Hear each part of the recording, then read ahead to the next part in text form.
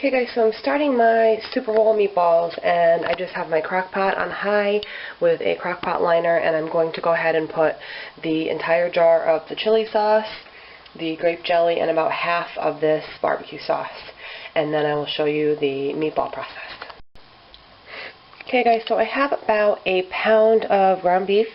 I have a 1/4 cup of Parm cheese, about 3/4 of a cup of breadcrumb, a big hearty sprinkle of parsley, some black pepper, and 1 egg. So I'm just going to start forming these into balls, and I will show you guys what they look like when they go in the sauce. Okay guys, so I have my meatballs formed into little bite-sized meatballs, so I am just putting them in the crock pot, and I'm very gently folding them in since they are raw.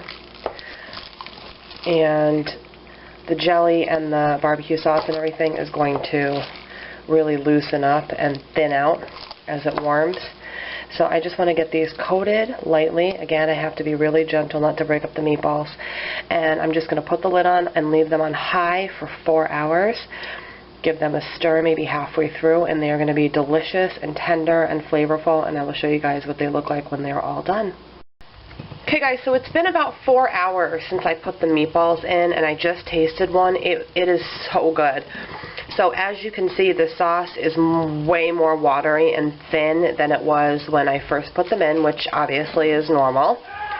And the meatballs taste so good. They've soaked in all the flavor.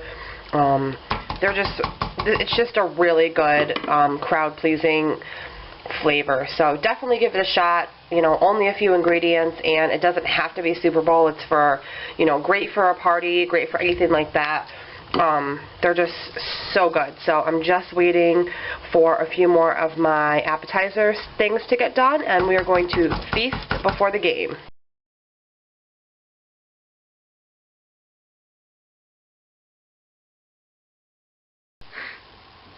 Hey guys, happy Superbowl Sunday. I am in the middle right now of a cooking marathon, and I'm about to make my garbage bread.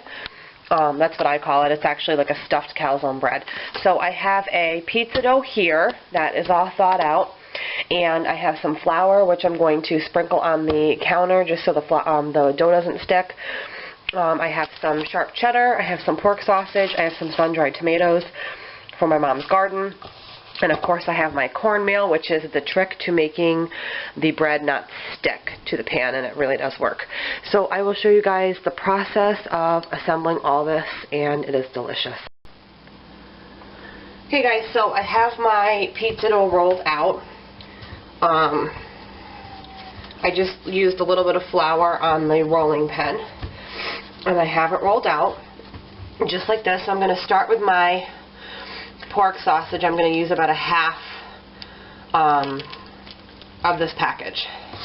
So it's just raw pork sausage dough, and I'm just going to start by pressing it all into the dough just so it's kind of a flat layer. I might need more than half, but we're just going to kind of start with that. So we want the sausage, yeah, we might need more. We want the sausage to be nice and flat. So I'm just going to go ahead and get a little more sausage.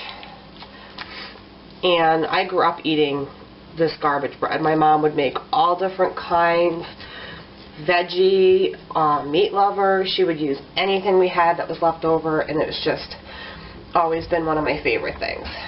So we have the sausage again. We want to press it in so it's nice and flat, like this. And since I have a little bit more left, I might as well use it. It's not enough to save. So I'm just going to kind of fill in any blank spaces that we have. Right here. And I love this sausage. It's so good. Okay. So we have it all on here pretty well. I'm just going to give my hands a quick wash, and I'll be right back.